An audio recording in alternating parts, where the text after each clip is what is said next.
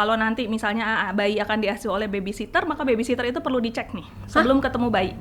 Pokoknya yang akan berinteraksi dengan bayi itu punya gigi berlubang aktif, maka orang tersebut bisa menularkan kumannya kepada bayinya.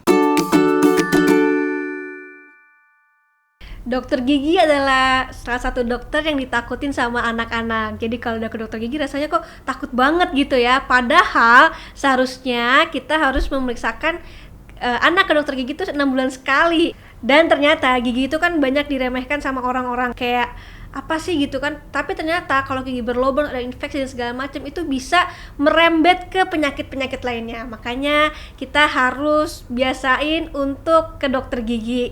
Nah, hari ini aku sudah bersama dengan Dokter Indah. Halo Dokter Indah. Halo Grita. Halo. Ini dokter gigi Firmala Indah Aulia, spesialis kedokteran gigi anak. Wih, spesialis kedokteran gigi anak nih Dok ya. Berarti dokter sudah menempuh dokter gigi umum, terus kemudian spesialis 8 tahun sekolah, kurang lebih 8,5 tahun sekolah. 8 tahun setengah sekolah untuk melayani anak-anak. Ya, betul. Lama sekolahnya. Kenapa memilih akhirnya dokter gigi anak? Dulu sih waktu pas ngejalanin dokter gigi umum gitu, kayaknya yang berasa challenging buat aku gitu, yang kayak kurang gitu, kayaknya mengeksplor yang anak-anak ini. Karena kan dulu itu kita tuh waktu kita dokter gigi ngambil koas itu biasanya pasien anak tuh kita cari gitu ya, kita cari. Dan kalau yang namanya anak koas ya kita berusaha nyarinya yang kooperatif ya. Tapi kan di lapangan kan pas kita udah kejebur jadi dokter gigi, pasiennya kan nggak kooperatif semua. Nah itu kayak aku kayak yang paling kayaknya gue kurang deh di sini gitu. Kayaknya bagian ini, kalau yang lain kan pasien bisa dibujuk gitu ya, kita masih bisa explore ilmunya. Tapi kalau ilmu anak itu kan kita mesti explore khusus gitu ya, terutama yang ya itu pendekatannya, psikologinya, kemudian kondisi kesehatan umumnya juga. Jadi aku ngerasanya itu yang kurang. Jadi itu yang perlu aku rasa, yang perlu aku explore lebih jauh. Dan kebetulan kayaknya ya aku suka juga sih, jadi makanya ambil anak gitu. Oke, nah hari ini kita akan berbicara soal gigi anak ya. Sebenarnya kapan sih kita sebagai orang tua harus memulai memeriksakan anak ke dokter gigi anak? Kalau memulai untuk supaya anaknya punya gigi yang bagus gitu ya, memulai dari Grita sekarang lagi hamil. Nah, kalau kita mau punya anak kita giginya bagus, maka pencegahannya atau usaha untuk mendapatkan set gigi anak yang bagus itu dari kehamilan. Oh iya? Yes. Berarti banyak sekali ya saya harus ke spesialis ini ya. Iya. Lagi hamil. Jadi karena gini, pembentukan, jadi ada struktur gigi yang dibentuk di saat kehamilan, yaitu gigi susu. Gigi susu itu dibentuknya dari intrauterin, dari sejak kehamilan, sehingga kebutuhan mineral kalsium terutama itu perlu baik untuk ibu-ibu hamil. Misalnya nih ibu hamil yang nutrisinya kurang, atau ibu hamil yang mungkin nutrisinya sih masuknya cukup tapi dimuntahin lagi jadi hiperemesis misalnya. Itu kan tentu nutrisi yang terserap jadi lebih sedikit, mineral yang terserap mungkin kurang. Makanya dan kalau aku nggak salah juga banyak ibu hamil tuh ternyata kurang vitamin D, kayak gitu-gitu ya. Jadi kebutuhan mineral dan vitamin yang diperlukan untuk pembentukan jaringan keras itu kurang optimal. Nah, itu perlu dikonsulkan tuh ke dokter anak, dicek apakah saya sebagai ibu hamil kebutuhan kalsium saya cukup, kebutuhan vitamin D saya cukup gitu. Itu karena itu untuk pembentukannya. Nah, kalau supaya nanti waktu bayinya lahir, gigi susunya keluar, strukturnya baik. Karena itu dibentuknya dari kehamilan. Kita nggak bisa apa-apain kalau strukturnya jelek, ya jeleknya waktu dari kehamilan. Jadi kalau misalnya keluar nih, kadang-kadang udah ada kok gigi susu baru keluar udah gampang bolong. Nah, mungkin dari keluar memang strukturnya nggak bagus. Bisa gitu juga ya? Betul. Beda dengan gigi permanen. Gigi permanen dibentuknya setelah anak lahir. Jadi kalau gigi permanen itu yang strukturnya jelek, atau misalnya keluar-keluar bentuknya udah strukturnya tuh udah nggak putih mulus gitu misalnya. Nah, itu mungkin terjadi gangguannya setelah kelahiran gitu. Tapi beda dengan gigi susu. Gigi susu dari kehamilan. Nah, nanti setelah lahir baru tuh dimulai lagi proses perawatan yang lain lagi. Kalau udah lahir.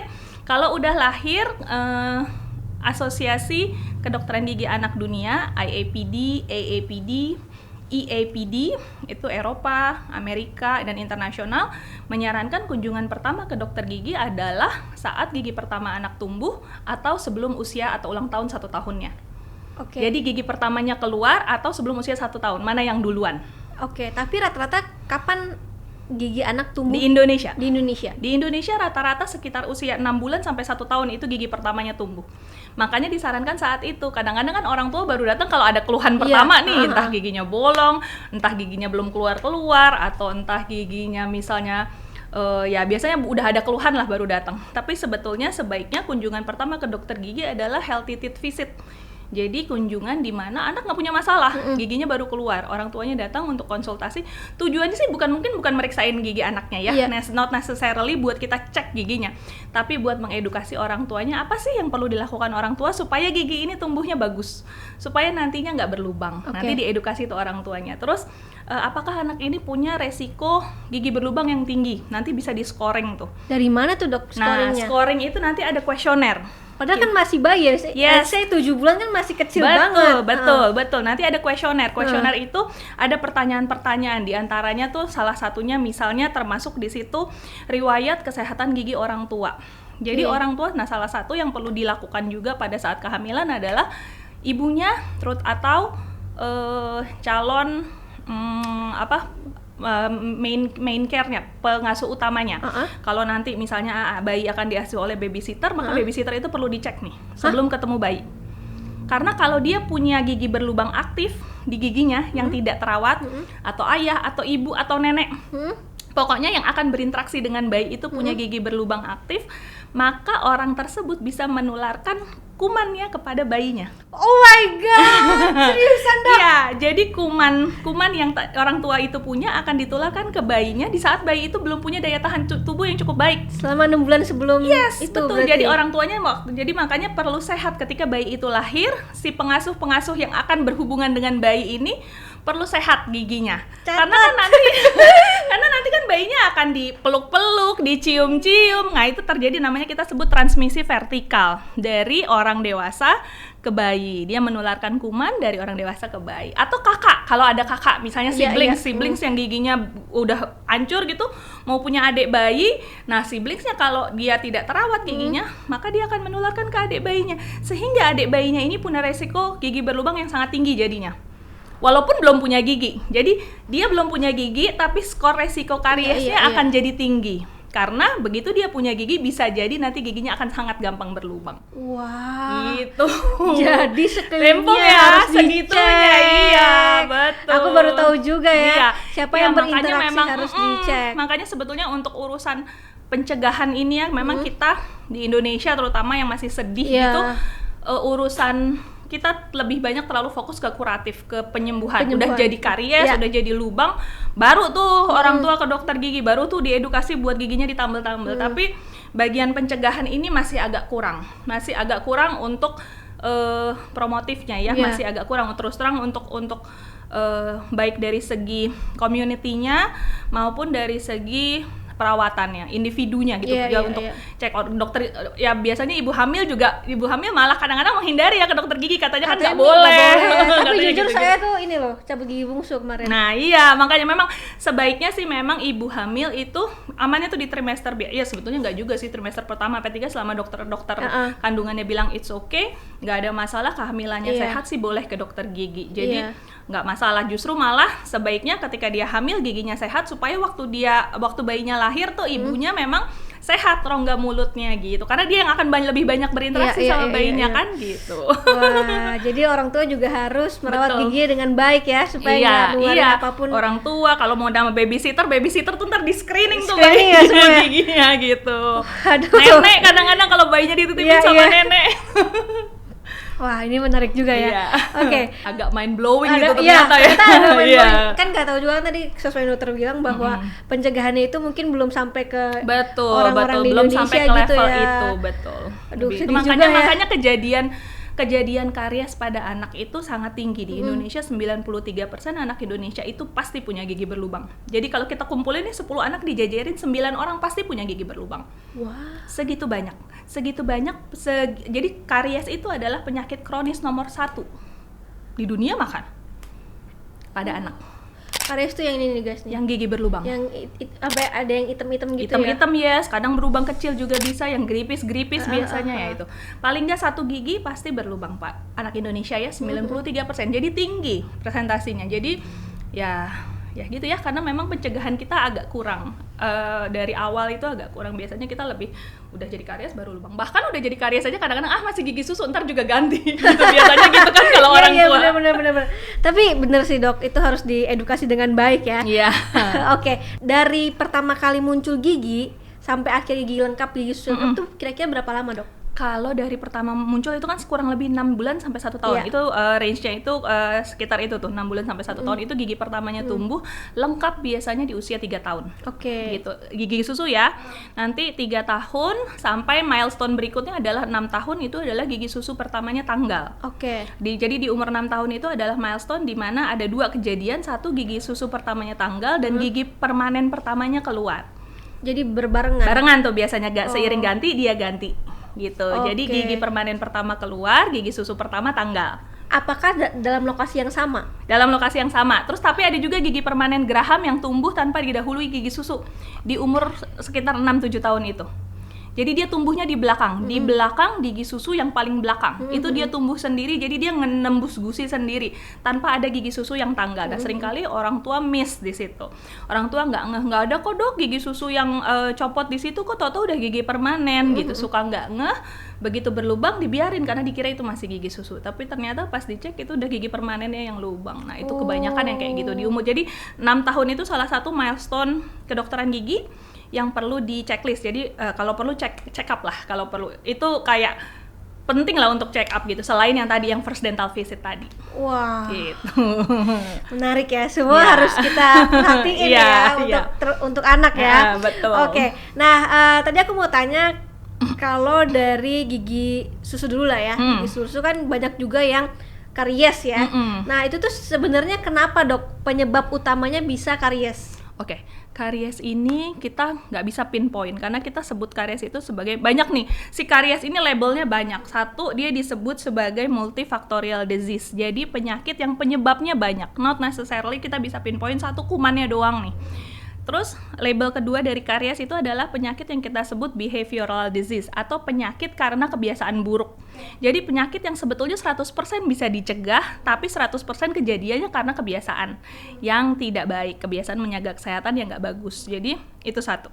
Sama ya itu tadi multifaktorial, penyebabnya banyak. Jadi selain karena memang kumannya di rongga mulut tadi, misalnya dapat kuman dari orang tuanya, si bayi ini daya tahan tubuhnya belum cukup baik, dia dapat kuman yang agresif nih misalnya karena orang tuanya atau siblingsnya punya kuman, ya punya gigi berlubang banyak, jadi jenis kumannya agresif karena jenis kuman kan macam-macam ya. Yeah. Nah, dapat jenis kumannya agresif, ketika gigi barunya tumbuh, giginya sangat jadi mudah berlubang. Kemudian ada lagi dari itu kebersihannya, nggak pernah sikat gigi atau pakai sikat gigi tapi sikat giginya nggak pakai odol atau pakai odol tapi odolnya nggak ada fluoride-nya misalnya. Apalagi penyebabnya, atau kebiasaan nyusu malam hari, anaknya masih nenen, nggak tidak sampai ketiduran dia sambil terus ngedot gitu, nggak pernah dibersihin, nggak pernah dilap gitu ya. Jadi anaknya tertidur dengan keadaan susu, rongga mulutnya penuh sisa susu. Nah, itu jadi karies kayak gitu-gitu. Jadi multifaktorial, banyak penyebabnya dan tapi sebetulnya dengan beberapa step pencegahan itu bisa gitu dicegah.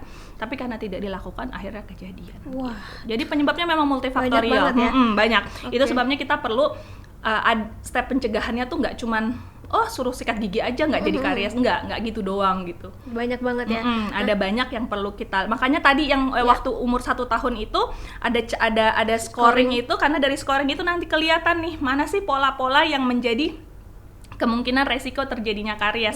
Nah, itu yang nanti bisa diedukasi ke orang tuanya, Bu, kayaknya skor utama penyebab kariesnya ini kesehatan gigi ibu nih misalnya, atau misalnya skor utama penyebab kariesnya misalnya rongga mulutnya nih, nyusunya, kebiasaan buruknya nyusu sampai tengah malam nih misalnya gitu. Dari itu nanti bisa di scoring dan dari situ kita bisa membuat ramuan atau membuat yang mana yang perlu dilakukan oleh orang tua supaya jangan kejadian. Oke, tadi aku mau tanya dok, soal mungkin kita bahas sikat gigi ya. Nah, kapan sih kita tuh harus mulai sikat gigi pada anak kita? Oke. Sama seperti tadi, first dental visit adalah usia 1 tahun.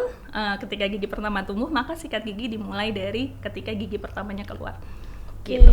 Jadi sikat gigi itu dimulai memang sejak dini ketika gigi pertama anak ada. Sikat gigi yang menggunakan odol ya, odol berfluoride itu digunakan sejak punya gigi pertama. Tapi sebetulnya habit membiasakan anak dengan kebiasaan menyikat itu bisa dimulai dari sejak bayi, sejak lahir.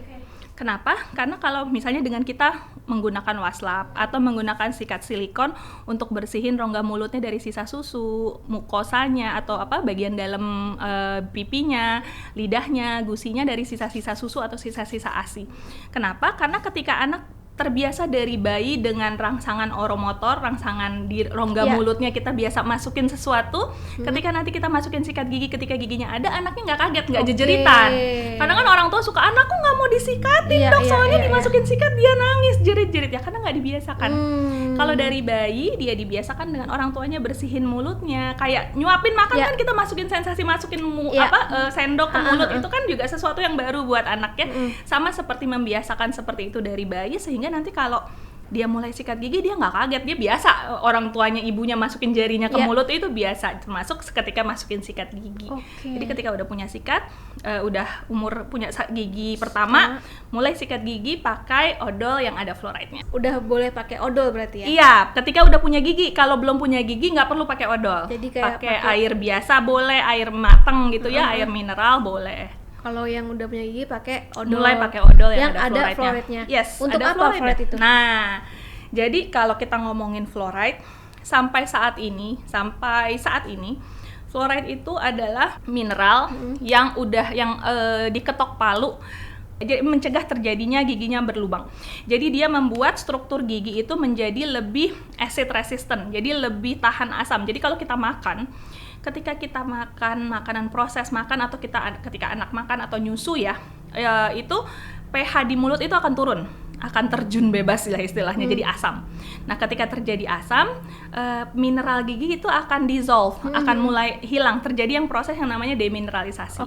Nah proses demineralisasi ini akan balik lagi atau terjadi proses remineralisasi ketika pH-nya mulai naik. Nah kalau ada fluoride di rongga mulut atau di air ludahnya, di salivanya, si fluoride ini akan terserap nih. Fluoride itu akan membentuk lapisan yang lebih kuat di permukaan gigi. Dia akan berikatan dengan permukaan gigi dan permukaan itu menjadi lebih tahan asam, lebih acid resistant. Jadi fluoride ini yang akan memperkuat struktur gigi dari serangan asam itu supaya nggak mudah berlubang. Gitu. Dan itu ada di setiap pasta gigi? Nggak semua pasta gigi mengandung fluoride, makanya perlu dicek. Nggak semua. Jadi ada pasta gigi, ada beberapa mungkin sadly ya, beberapa orang, beberapa ibu-ibu sekelompok mungkin malah yang anti fluor sampai saat ini, karena fluoride ini statusnya pro kontra di seluruh dunia. Ada yang pro fluoride, ada yang kontra fluoride, macam-macam. Apalagi akhir-akhir ini tuh rame tuh kemarin di dunia, rame karena katanya fluoride bikin IQ jongkok, bikin IQ jeblok, pokoknya apalah. Jadi memang ada aktivis-aktivis yang anti fluoride. Jadi makanya ada aja, karena ada pasarnya, akhirnya dibuatlah mungkin ya pasta gigi yang non fluoride. Tapi sebenarnya memang harusnya pakai fluoride. Tapi secara umum dokter gigi dan organisasi kesehatan kedokteran gigi itu suaranya satu, penggunaan pasta gigi berfluoride yang disarankan. Gitu. Kalau untuk dewasa ada fluoride juga atau enggak sih? Ada juga, pasti ada. Malah konsentrasinya lebih tinggi, biasanya kalau pada anak-anak itu konsentrasi pada pasta gigi anak, konsentrasi fluoride-nya itu di kisaran 500 sampai 1000 ppm. Kalau di pasta gigi dewasa biasanya di 1000 sampai 1500. Jadi memang lebih banyak kalau pada orang dewasa. Tapi ada pasti ada fluoride-nya kalau yang sesuai regular, yang umum gitu ya. Kalau memang yang biasa yang pasta gigi bayi, pasta gigi yang dijual di itu bayi, nah itu perlu dicek. Kadang-kadang dia nggak mengandung fluoride. Karena pro kontra tadi itu ya? Ya, benar, pro kontra tadi. Nah, berarti karies gigi ini kan banyak banget dok. Saya kemarin juga sempat lihat di TikTok yang sampai item-item, itu kan sedih banget ya. Nah, sebenarnya tuh pencegahan utamanya apa dok mungkin? Tadi ya yang aku bilang tadi. Jadi yang pertama ada 3 nih, kalau kita mau nyebut kalau penyakit itu dicegah, kita sebutnya imunisasi kali ya. Nah, imunisasi gigi lah, katakanlah imunisasi gigi, not necessarily yang disuntik, tapi adalah mencegah terjadinya penyakit. Yang pertama itu adalah komponen yang pertama adalah tadi first dental visit, ketika gigi pertamanya tumbuh atau tadi ya, sebelum ulang tahun 1 tahunnya. Yang kedua adalah menggunakan pasta gigi berfluoride sejak gigi pertama. Dan yang ketiga ini adalah tambahan nih. Tambahan ini adalah menggunakan pasta yang mengandung kalsium fosfat. Jadi kayak semacam suplementasi yang mengandung kalsium fosfat untuk membantu memperkuat struktur. Biasanya ini diberikan pada anak-anak misalnya yang punya resiko high risk, resiko tinggi tadi. Kalau pas kita cek nih, kita kuesioner itu high risk, nah anaknya tuh misalnya, nah itu bisa tuh kita rekomendasikan untuk ditambah dengan suplementasi ini. Jadi pasta khusus yang mengandung namanya CPP-ACP. Jadi ada kalsium fosfatnya di dalam pasta itu. Karena kalsium fosfat ini adalah struktur yang membentuk si gigi. Kalsium fosfat itu ada namanya hidroksiapatit, itu adalah struktur gigi. Nah, itu diperlukan tuh. Nah, kalau misalnya anak-anak yang high risk itu kita boleh tambahin itu. Gitu, selain fluoride-nya. Tadi ada yang ketinggalan, aku pengen tanya. Kalau misalkan sampai umur 1 tahun tidak ada gigi masalah. tumbuh? Gini, kalau plus minus itu normal namanya. Jadi kalau normalnya kan 6 bulan sampai 1 tahun, plus minusnya itu bisa sampai 6 bulan. Jadi lampu merahnya kalau sampai 1,5 tahun. Yes, 18 bulan dia sama sekali belum ada gigi yang tumbuh, itu sebaiknya dicek. Biasanya kenapa, Dok? Macam-macam, mulai dari misalnya ada keturunan, misalnya giginya kurang, nggak lengkap gitu, benih giginya memang nggak lengkap sehingga gigi yang harusnya keluar di usia itu dia nggak keluar, bisa jadi. Atau mungkin ada penebalan di gusinya, bisa jadi sehingga giginya udah naik nih tapi nggak mau nembus gusi, misalnya gitu. Ada macam-macam sebabnya, itu makanya perlu dicek. Atau memang ya belum keluar aja, memang secara itu dia terlambat aja, agak delayed gitu. Ada beberapa penyakit misalnya yang berkaitan sama hormon gitu ya, yang menyebabkan delay eruption atau terlambatnya gigi tersebut tumbuh. Tapi gitu. sebenarnya harusnya ada ya, Dok ya? Harusnya kalau dia tidak punya kelainan-kelainan tertentu ya, makanya tadi aku bilang kalau udah 18 bulan masih belum keluar itu agak lampu merah, jadi perlu dicek. Tapi secara umum harusnya within that period harusnya sudah keluar. Gitu secara umumnya kalau sehat. Kalau anak kecil berarti di ronsen juga atau gimana tuh, Dok? Kalau ada kebutuhan iya di ronsen. Bisa juga di ronsen berarti? Bisa, tapi tentu tidak, ya kita lihat ya, karena kan teknik ronsennya nggak bisa kalau misalnya, biasanya kan kalau kita mau cek seluruh gigi ada ronsen yang panoramik itu kan anaknya perlu diem ya. Kalau bayi kan nggak bisa kita panoramik ya. Jadi kalau bayi biasanya kita fotonya satu-satu tuh, pakai ronsen yang kita pegangin gitu. Jadi lebih ronsen dental kita sebutnya ceknya satu-satu yang dipegangin. Kalau yang panoramik yang seluruh gigi langsung gitu pada bayi ya nggak bisa. Nggak bisa gitu. Makanya saya juga bingung anaknya kan nggak mungkin caranya nggak bisa. Iya. Nah, gigi kan juga berhubungan sama banyak saraf nih, Dok ya. Betul. Di luar dari anak gitu ya, di dewasa pun juga ternyata sangat berkaitan gitu ya. Jadi om saya kemarin mau operasi aneurysm pembuluh darah. Karena dia masih, maksudnya secara fisik masih sehat gitu ya, jadi harus dicek dulu semua gigi, THT juga ternyata ada yang berlubang atau enggak. Karena takutnya ada infeksi segala macam. Ini juga pengetahuan baru juga buat kami sekeluarga gitu ya, ternyata takutnya nanti kalau ada bakteri atau gigi berlubang kemudian ada infeksi, itu bisa menyebabkan sesuatu yang fatal. Iya, betul. Nah, kok bisa ya, Dok? Maksudnya ini mungkin biasanya dokter gigi juga ya, betul. Gimana? Jadi kita tuh ngelihat gigi, kalau ngelihat gigi kan kayaknya kayak jaringan keras ya, tulang gitu, kayak satu yang kayak semen gitu. Padahal di dalam gigi itu ada rongga kosong yang isinya adalah pembuluh darah dan syaraf. Jadi gigi itu living being gitu ya. Dia alive gitu, dia memang hidup. Nah, karena dia ada pembuluh darah, ada syaraf di situ, itu sebabnya ketika dia terjadi rangsangan, ketika dia berlubang, dia bisa infeksi, pembuluh darah itu bisa membesar, dan infeksi itu atau bakteri itu bisa masuk ke dalam pembuluh darah, bisa masuk ke dalam pembuluh darah ya, dan ya udah mengalir tuh kemana-mana, apalagi kalau dia udah sampai infeksi.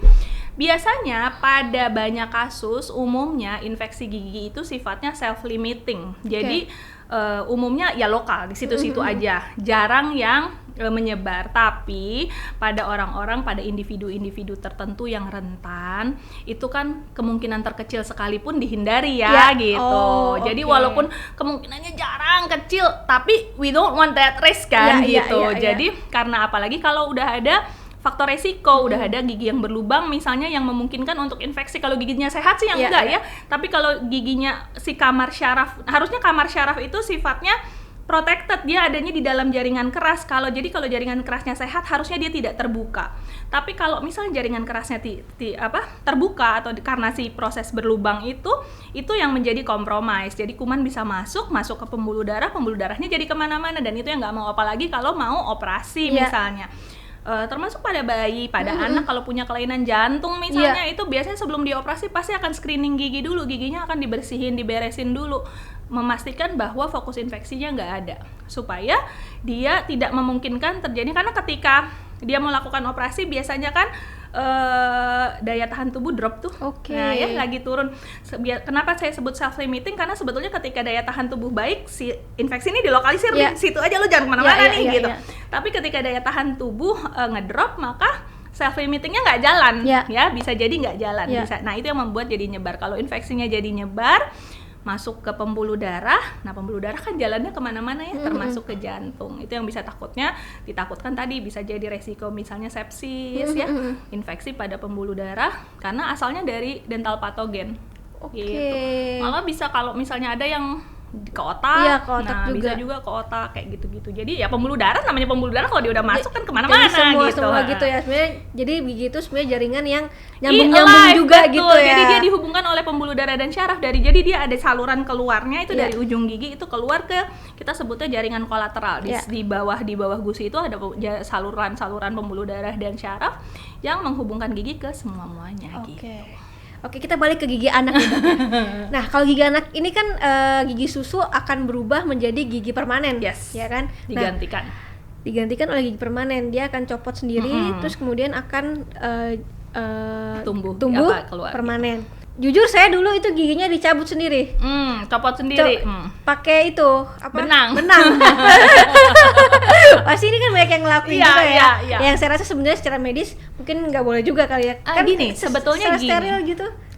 Steril gitu ya.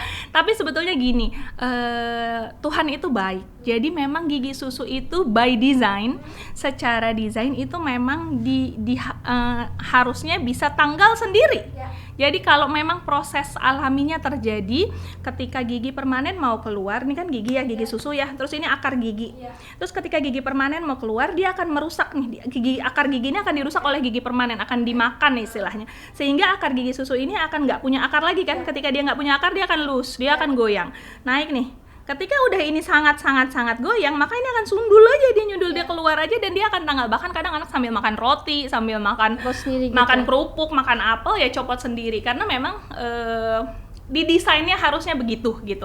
Tapi kadang ada situasi-situasi, kondisi-kondisi di mana nggak mau loose, atau kadang-kadang udah goyang banget, anaknya udah keburu gemes, setiap makan goyang nggak enak gitu. Jadi orang tuanya kadang-kadang mengambil jalan pintas gitu ya, buat ya udah suruh makan kerupuk aja, suruh itu atau pakai benang. Tapi memang kalau yang kayak pakai benang, pakai yang gitu-gitu karena takutnya nggak steril gitu ya, mendingan suruh makan kerupuk aja anaknya gitu, atau itu lebih alami lah ya gitu, lebih gampang gitu. Tapi saya inget banget Dok, waktu saya kecil, ini kan gigi saya yang depan ini rata kan ya.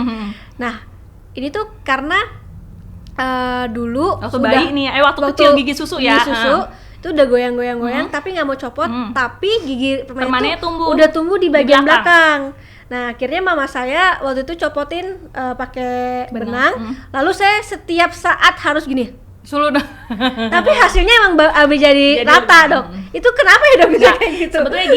Sebetulnya gini. Jadi memang arah pertumbuhan gigi itu kan memang ke atas ya, ke atas dan ke depan. Sebetulnya memang kalau saya terus terang ya, kalau pertumbuhan misalnya waktu si gigi permanennya tumbuh di belakang itu tumbuhnya baru sedikit.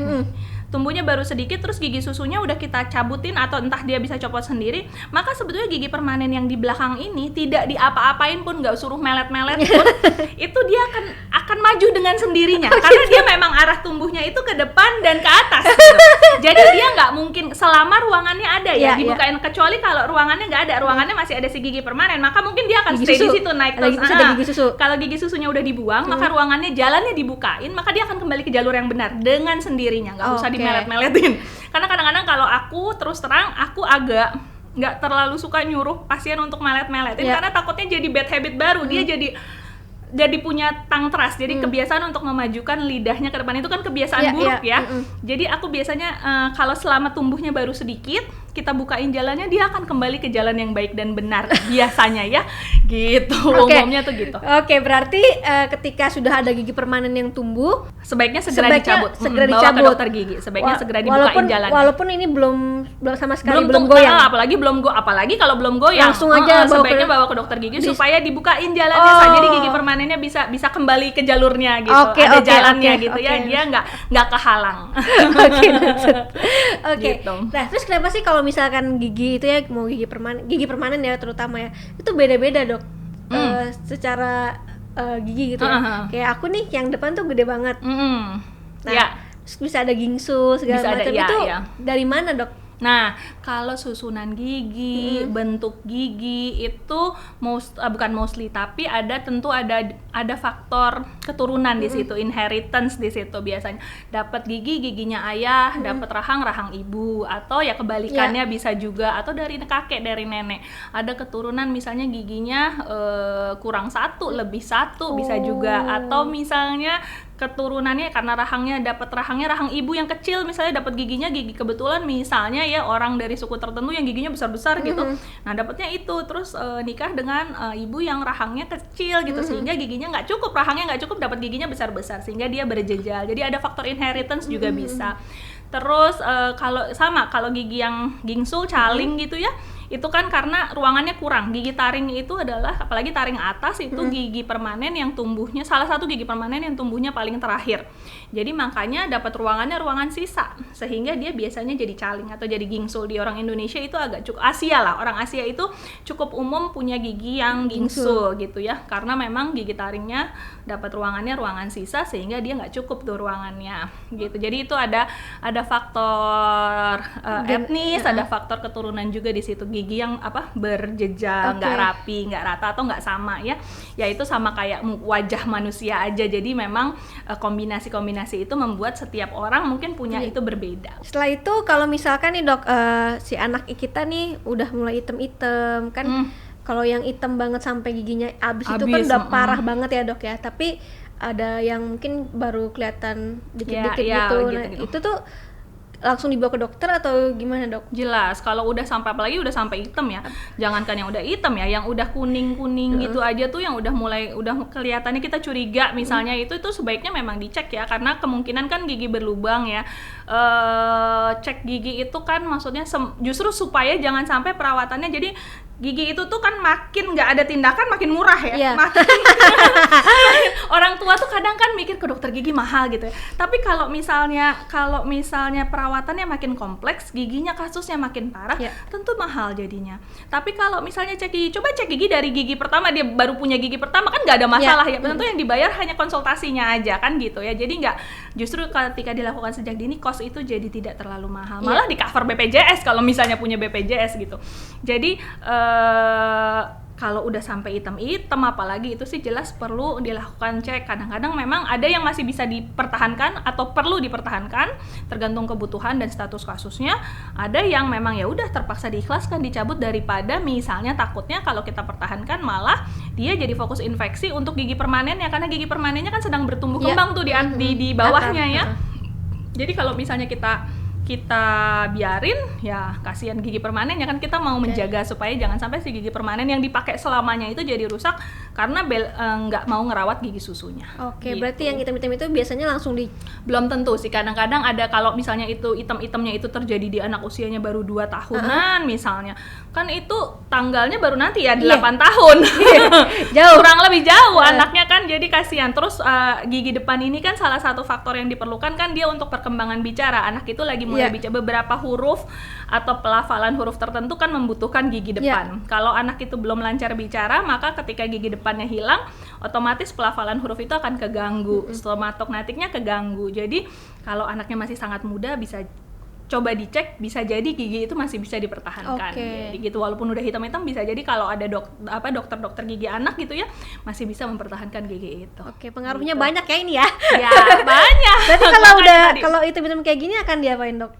Kalau yang Nah itu tergantung, ada beberapa yang nanti kan Oh, itu kan tergantung kelihatannya secara kayaknya hitam, tapi sebenarnya kalau sudah dibersihkan itu Uh-uh. kan kelihatannya kecil karena gusinya dalam keadaan meradang misalnya. Uh-uh. Tapi ketika gusinya udah sembuh sebetulnya mungkin giginya nggak sependek itu sebetulnya, ini karena Oke. jadi kelihatan pendek itu karena gusinya lagi gendut-gendut misalnya. Tapi kalau gusinya udah dibersihin, udah sembuh, mungkin nggak separah itu. Nanti bisa dicek sama dokter giginya, bisa jadi ya memang nggak bisa dipertahankan, bisa jadi masih perlu dipertahankan dan bisa dipertahankan gitu. Oke dok, kenapa sih kalau misalnya kita cabut gigi sakit? Ini kan bisa jadi trauma anak juga. Ya, itu berarti gini, harusnya tidak sakit karena dalam setiap proses cabut gigi harusnya dianestesi. Iya, tapi kalau anestesi sudah hilang dok, itu sakit dok. Iya. Kalau dalam proses cabut gigi harusnya tidak sakit. Iya, Proses tidak. cabutnya ya. Iya, tidak sakit, Dok. Iya, betul. Itu karena memang dianestesi. Iya. Tapi kalau setelahnya kan memang namanya kita habis melakukan trauma. Jadi kayak trauma gitu Iya. loh. Habis kita ditonjok, mungkin waktu ditonjoknya ada adrenalin rush, nggak terlalu kerasa, begitu udah selesai ditonjoknya nyut gitu. Iya. Iya, betul. Jadi karena ada respon trauma di situ, ada respon setelah gigi itu diurek-urek gitu atau misalnya dicabut, itu kadang-kadang memang ada rasa, apalagi kalau misalnya tadi habis Grita ya, misalnya habis dioperasi. Kalau operasi itu kan tentu diorek-orek ya. Kalau gigi susu kan cabut paling 1 menit ya, cuman habis anestesi Iya. langsung 1 menit, proses tindakannya nggak lama. Iya. Jadi jarang sih yang sampai pas post op-nya sakit gitu tuh jarang, kecuali operasi. Biasanya yang sakit atau yang itu tuh yang nyut-nyut itu yang operasi itu, yang tindakannya agak lama, gusi atau tulangnya dioprek-oprek, nah kayak gitu-gitu. Itu proses penyembuhan, part of proses penyembuhan, sama kayak kita habis dioperasi. Nggak mungkin lah habis operasi itu nggak sakit lah ya. Iya. Tapi Jadi sakit ada banget, sampai ada yang Iya. ngomong kan lebih baik sakit hati daripada sakit gigi. Iya juga sih kali. Tapi kalau sakit hati kayaknya long lasting. Kalau saya sih mendingan sakit gigi daripada sakit Iya, hati. karena sakit gigi masih bisa minum obat, tapi sakit Benar. hati nggak ada obatnya. Iya, sakit gigi bakal sembuh, sakit Iya, hati belum benar. tentu sembuh. Nah loh. Jadinya gitu Iya, ya. oke. Berarti kan kalau yang kayak gigi nggak rapi gitu itu sebenarnya keturunan atau sebenarnya Bisa gimana? keturunan, bisa juga keturunan, ada faktor cukup signifikan di situ, tapi bisa jadi juga dia terjadi karena ada kebiasaan buruk, bisa jadi misalnya ngempeng, ngedot yang beyond lama gitu ya. Jadi di atas 3 tahun kebiasaan buruknya itu sebaiknya berhenti sebelum usia 3 tahun, apapun itu bentuknya, ngempeng, ngedot, ngenyot, apalagi ya lip biting, whatever, kebiasaan buruk itu sebaiknya dihentikan sebelum usia 3 tahun. Oke. Supaya tumbuh kembangnya nggak terlalu signifikan mengganggu gitu. Jadi kayak kebiasaan-kebiasaan ngempeng, ngenyot itu akan merubah struktur susunan gigi dan Iya. susunan tulang, sehingga menyebabkan rahang itu jadi lebih sempit dan nggak bisa mengakomodasi ukuran giginya. Jadi dia mempengaruhi tumbuh kembang.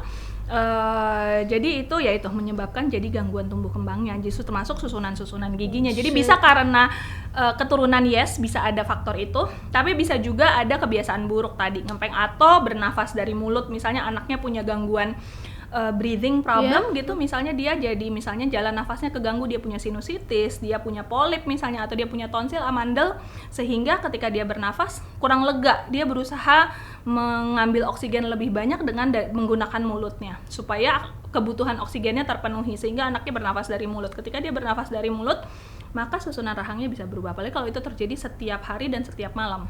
Oke, banyak sekali ya Iya, ternyata betul. faktornya ya. Iya, faktornya banyak banget. Jadi memang itulah makanya kenapa ada ilmunya khusus Iya. ya, karena ternyata kemana-mana gitu. Kemana-mana, betul. Dan kalau misalkan udah berantakan nih dok, kan sekarang udah banyak mungkin yang bisa dilakukan ya. biar jadi rapi, biar jadi bagus. betul. Nah, untuk gigi susu sendiri ada nggak sih kayak Ada, kawat segala macam? Ada juga. Ada. Jadi makanya tadi kita perlu cek itu ada milestone-nya. Iya. Yang pertama adalah tadi first dental visit di usia 1 tahun, kemudian di usia 3 tahun. Ini milestone juga karena di mana gigi susunya sudah lengkap.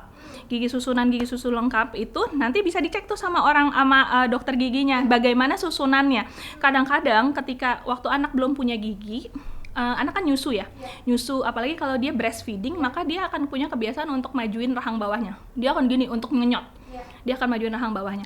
Kebiasaan dia majuin rahang bawahnya ini harusnya hilang ketika gigi belakangnya keluar. Ketika anak mulai makan dengan gigi posterior atau gigi belakangnya, harusnya gigitannya gitu ya. Jadi gigi rahang bawahnya ada di belakang dari rahang bawah ada di belakang dari rahang atas, ya. gitu, harusnya gitu. Tapi kalau kebiasaan ini persisten, kita sebutnya fungsional itu terjadilah yang namanya gigitan silang atau terbalik, jadi functional frostbite. Anaknya tetap majuin rahangnya, jadi dia jadi cameh kelihatannya. Nah itu kalau itu terjadi di fase, misalnya kita notice itu di usia 3 tahun misalnya, ketika gigi ininya lengkap kelihatannya kok gigitannya kebalik, nah itu perlu dikoreksi supaya jangan sampai tumbuh kembang rahang atas ini terganggu karena dia nggak mau maju nih, ketahan sama rahang bawah. Nah itu perlu sebaiknya dikoreksi supaya rahang atas itu ada di depan dan dia bisa melakukan tumbuh kembangnya. Gitu. Jadi itu milestone kedua. Nah, milestone kedua itu di usia 3 tahun. Kemudian milestone ketiga di usia tadi 6-7 tahun, ketika gigi permanennya mulai keluar di belakang dan di depan biasanya.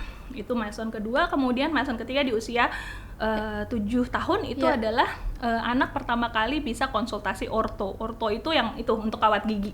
Kapan perawatan orto yang baik kawat gigi yang lepasan maupun kawat gigi yang fix ya, tergantung kebutuhan perawatannya.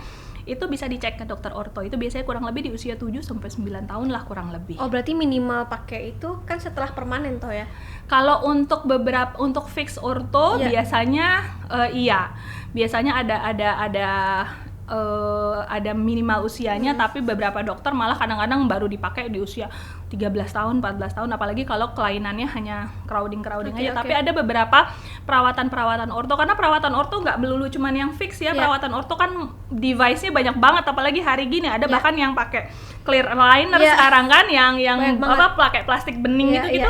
Nah itu sekarang malah device-nya banyak banget dan itu bisa dilakukan koreksinya. Kalau saya penganut aliran, ketika kelainan itu ditemukan, sebaiknya saat itu dikoreksi gitu. Either ya itu tadi, kalau 3 tahun ada banyak di device-nya sekarang, alatnya, tekniknya untuk mengkoreksi itu supaya jangan sampai itu jadi lebih parah. Yang tadinya cuman mungkin kelainan susunan gigi, kalau dibiarin yang jadi akhirnya jadi kelainan susunan rahang. Jadi yang tadinya cuman giginya doang yang berantakan atau terbalik misalnya, jadi dental origin, sekarang jadi skeletal origin, jadi rahangnya yang keganggu karena dibiarkan giginya yang berantakan tadi itu. Nah itu kayak gitu. Jadi kalau memang bisa dinotis gitu ya, nah itu kan bisa kita koordinasi dokter gigi anak dengan dokter orto, mungkin sama-sama ini kasus ini sebaiknya ditreatnya gimana, dengan apa dan kapan gitu. Berarti kalau dokter spesialis gigi anak itu sampai batas umur berapa dok anak? Kalau di Indonesia itu aturan di Indonesia adalah di bawah 18 tahun itu masih masuk ranah pekerjaan kedokteran gigi anak. Sama kayak spesialis anak berarti ya? Iya, betul. Tapi kok kayak 7 tahun, 8 tahun itu berarti kalau misalkan ada orto tetap ke orto yang kalau jadi dewasa gini, itu? Kalau untuk dokter gigi anak itu kita tuh first yang pertama kali ngelihat gitu, karena kita biasanya kan anak masih ke kita ya.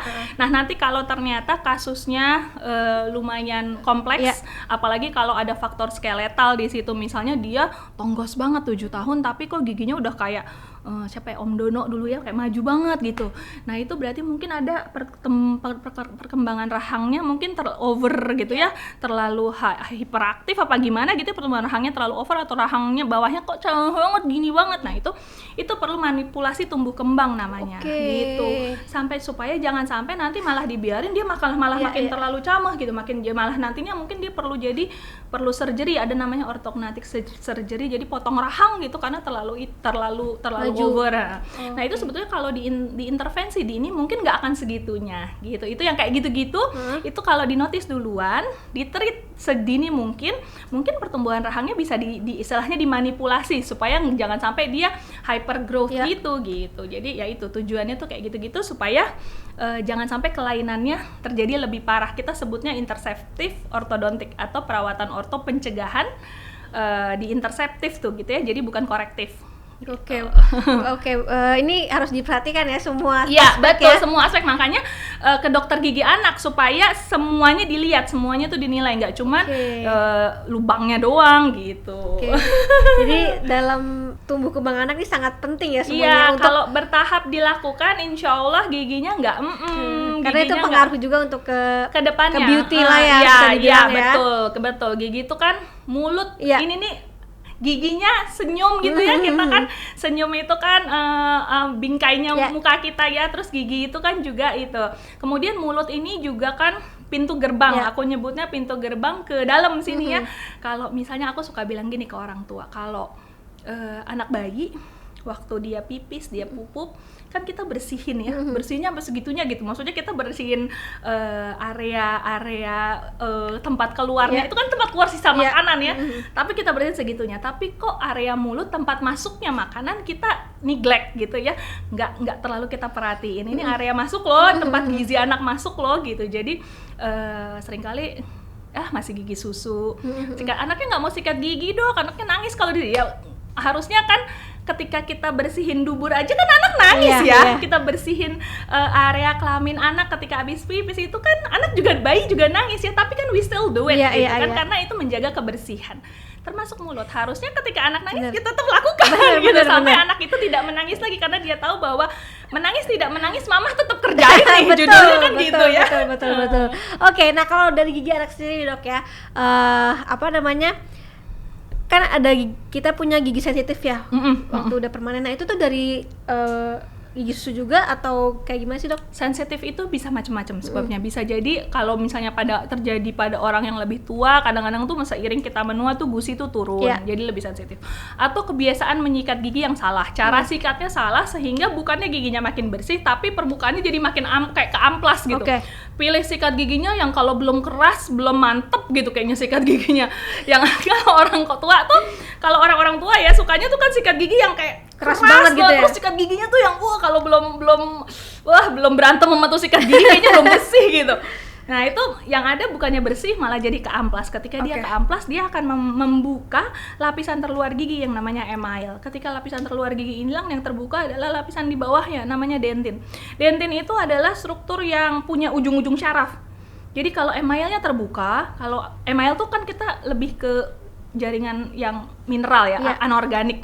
Jadi nggak terlalu sensitif. Tapi kalau dentinnya yang terbuka itu lebih banyak jaringan organik, jadi lebih banyak ada ujung-ujung syarafnya di situ, makanya dia sensitif. Kalau emailnya hilang dia lebih sensitif gitu. Bisa jadi karena itu, atau ya memang ada gigi berlubang yang nggak kenotis, jadi makanya lebih sensitif. Jadi makanya cek aja ya. Iya, cek 6 bulan sekali. Tapi kalau buat anak itu ada tadi sesuai resikonya. Ada yang per 3 bulan, ada yang per 4 bulan, ada yang per 6 bulan, tergantung resikonya. Nah, kalau misalkan di anak tuh ada penyakit kronis nggak dok untuk gigi selain karies? Gigi itu sendiri adalah penyakit kronis, tadi aku bilang. Karies itu adalah penyakit kronis yang preventable sebetulnya. Jadi dia penyakit kronis, perjalanannya kepanjang. Gigi kan nggak auto. Karies itu tidak terjadi ujuk-ujuk gede. Karies itu adalah proses yang pertama, dia hilang mineral dulu nih, hilang mineral hilang. Terus lama-lama emailnya kebuka nih, emailnya kebuka, mulai jadi ada cavity nih, emailnya pecah. Mungkin tanda paling awal yang visible sama orang tua itu adalah kita sebut namanya white spot. Jadi tanda paling awal dari gigi berlubang itu adalah ketika permukaan gigi anak yang tadinya mulus kayak mutiara putih gitu ya, kayak susu warnanya, terus tiba-tiba ada bagian spot yang warnanya lebih putih lagi, warnanya lebih kayak cenderung ke seperti kapur atau chalky. Jadi biasanya di leher-leher gigi. Kalau warnanya mulai lebih putih dibanding gigi susunya gitu, dibanding permukaan lainnya, nah itu kemungkinan adalah bagian gigi yang mulai terdemineralisasi, mineralnya mulai hilang sehingga penampakannya jadi lebih chalky, lebih mengapur gitu. Nah itu adalah warning sign tuh, mesti ke dokter gigi, karena kalau itu berlanjut maka bagian yang chalky itu akan pecah dan menjadi kekuningan, mengekspos bagian di dalamnya warna dentin. Dentin itu kuning. Oke. Nah selain itu kan juga ada mungkin dari sisi makanan ya, katanya kan gula-gula dan segala macam itu juga mempengaruhi penyakit gigi pada anak. Betul, itu bener. Karena tadi aku bilang ketika kita makan manis, banyak makan manis, jangankan makan manis, makan biasa saja, pH mulut kita turun, jadi asam. Nah asam ini yang akan mendemineralisasi si mineral, akan memecah si mineral gigi itu. Jadi makin sering dia makan manis, makin banyak dia makan manis, apalagi nggak sikat gigi, maka pH mulut itu akan terus-menerus dalam keadaan asam. Makanya tadi kalau anak nyusu tengah malam, maka selama 8 jam dia tidur, sepanjang malam itu pula pH-nya turun gitu. Jadi semakin pH-nya asam, mulutnya asam, maka demineralisasi itu terjadi terus-menerus, tanpa gigi itu sempat kembali ke posisi remineralisasi, ke pH yang normal, pH yang netral gitu. Karena asam terus kan gitu, kalau dia manis terus nggak ada jedanya. Ya harus dibersihin terus lah ya pokoknya. Iya, betul. Mungkin aku juga pengen tanya nih dok, kan Minimal air putih lah. Minimal Kalau air abis putih. kalau mau makan manis atau abis makan, makanya kita kumur-kumur atau minum air putih yang netral supaya pH-nya balik. Ya, oke. Nah, selama menjadi dokter gigi untuk anak nih, udah 15 tahun ya, 16 tahun berarti ya? Iya, Kalau kurang lebih dari riwayat. 16 tahun, ada nggak sih satu kasus yang mungkin dokter tuh sangat menyayangkan kenapa dibawanya terlambat, sangat terlambat? Itu. Kasus yang paling kayak nyes banget di Ya. hati itu tuh waktu aku aku ada praktek di sebuah rumah sakit yang BPJS kebetulan ya, yang nanganin pasien BPJS. Anak itu datang di usia belum 3 tahun, tapi 20 giginya rusak semua. 20 gigi, seluruh giginya rusak semua. Jadi dia datang tidak lagi dengan keluhan giginya sakit, tapi orang tuanya datang sudah dengan keluhan anaknya nggak bisa makan. Jadi badannya kecil, ya pasti itu kalau dihitung mungkin di bawah zona apa tuh namanya tuh kurva tumbuh kembangnya tuh udah pasti di bawah kurva. Karena ternyata itu sudah terjadi cukup lama gitu, dan anaknya, iya dok anaknya susah makan jadi saya kasih susu aja gitu. Jadi udah nggak bisa makan, nggak bisa ngunyah, tapi orang tuanya saya pikir ya gigi susu nanti, karena kata neneknya ntar juga ganti, kamu dulu juga jelek giginya gitu. Jadi ya sedih ya, karena anaknya tadi ya gigi karena ini tuh gerbang masuknya nutrisi. Ketika nutrisi itu nggak bisa masuk, maka tumbuh kembang jadi terpengaruh. Kasus kita tuh stunting, mungkin itu ngaruh juga ya. 93% anak Indonesia itu punya karies, dan segitu banyak juga anak Indonesia stunting. Ya mungkin karena itu nggak bisa makan, karena betul. makannya jadi terganggu, atau masuknya nutrisi itu jadi terganggu karena ya ininya nggak kejaga gitu. Kita berisik soal stunting, benerin gizi A, gizi B, gizi C, mau suruh makan ini, anak dikasih nutrisi ini di posyandu, tapi giginya nggak diberesin, maka nutrisi itu nggak masuk. Gitu ya. Jadi sayangnya pencegahan gigi itu masih belum terlalu digaungkan.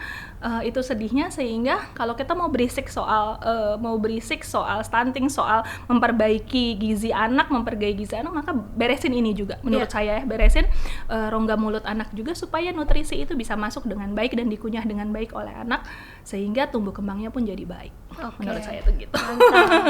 Oke dokter, thank you banget sudah datang ke sini. Sama-sama Grita, terima kasih atas undangannya. Thank you. Banyak banget pelajaran-pelajaran yang bisa aku ambil juga, semoga nanti babynya tumbuhnya juga bebas karies ya, jangan sampai ya. Amin. Ini juga penting juga ya buat teman-teman di rumah yang lagi hamil atau juga yang sedang baru lahiran dan segala macam, yang bingung soal gigi segala macam. Ternyata tuh gigi tuh sepenting itu. Yes. Oke dokter, terima kasih. Sama-sama Grita. Sehat-sehat selalu. Amin. Memperbaiki gigi anak Indonesia. Anak Indonesia sehat.